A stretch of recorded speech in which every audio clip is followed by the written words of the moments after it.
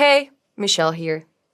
If you've built a web scraper or automation on Apify, you might be wondering, how do I actually make money from it? In this video, I'll show you how to price your actors using Apify's price per event model, so you can turn your projects into a real source of income. On Apify, the tools you build are called actors, cloud-based scripts that can run anything from data extraction to full workflow automation. Once you publish your actor to Apify Store, other users can run it, and you earn money each time they do. Once your actor is ready for the world, the big question is, how should you price it? While you can set the price as high or low as you want, even making it free, here are a few things to consider for building a successful, popular actor. A critical first step is understanding your actor's performance and resource costs to ensure it will be profitable. Before you set a final price, run your actor a few times with test data.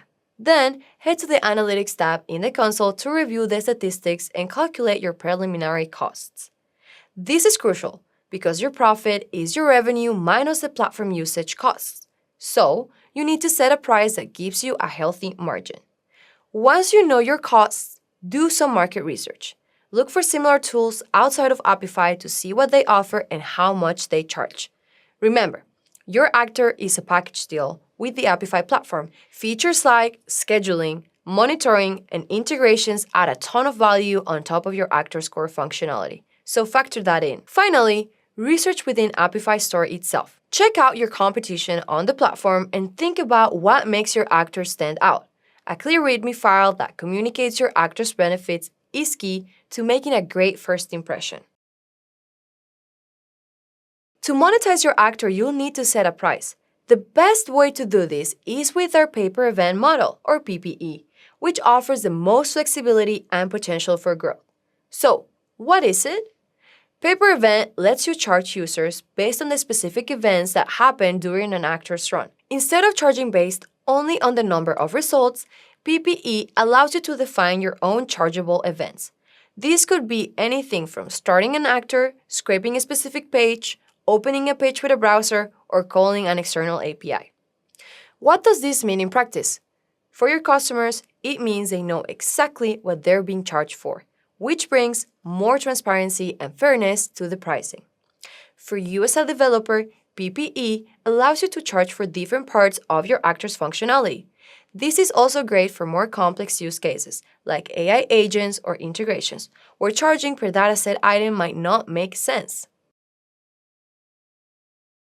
Let's walk through an example of setting this up. First, navigate to your actor, head to the Publication tab, and open the Monetization section. Here, you can choose your pricing model.